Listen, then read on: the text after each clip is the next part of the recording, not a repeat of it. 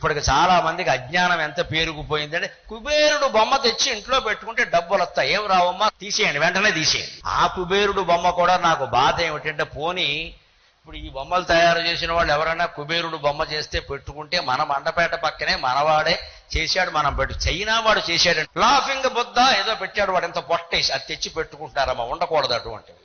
వాటి వల్ల ఎప్పుడూ డబ్బు రాదు. మన అజ్ఞానం ఇంత. బొమ్మ పెట్టుకుంటే డబ్బులు వస్తే, ఏమండి దేశంలో పేదవాళ్ళు చాలా మంది ఉన్నారండి, అందరి ఇళ్లలో తలో బొమ్మ పెడదామండి, దయచేసి వాళ్ళందరూ ధనవంతులు అవుతారు. సాధ్యమేనా? సాధ్యమేనా? ఎందుకు అజ్ఞానంతో ఏడుస్తారు? బొమ్మల వల్ల డబ్బులు రావమ్మా. ఇంట్లో ఉన్న బొమ్మను అమ్మవారిగా భావించి ప్రార్థించి మన మనస్సులోకి మనం చూసుకుని మన సంస్కారాన్ని ప్రవర్తనని కాపాడుకుంటే ధనం కురుస్తుంది ఖచ్చితంగా. అందులో అనుమానమే లేదు. బొమ్మల వల్ల డబ్బులు రావు. ఈ పిచ్చి నమ్మకాలు వదిలిపెట్టండి. ఆ బొమ్మ ఏది ఇచ్చాం, ఏ దిశలో పెట్టాం, ఆ దిశలో పెట్టి ఎక్కడ పెట్టినా ఒకటే. దానివల్ల ఏమి రావు, నువ్వు తీసి తుడుచుకోవడం ఒకటే.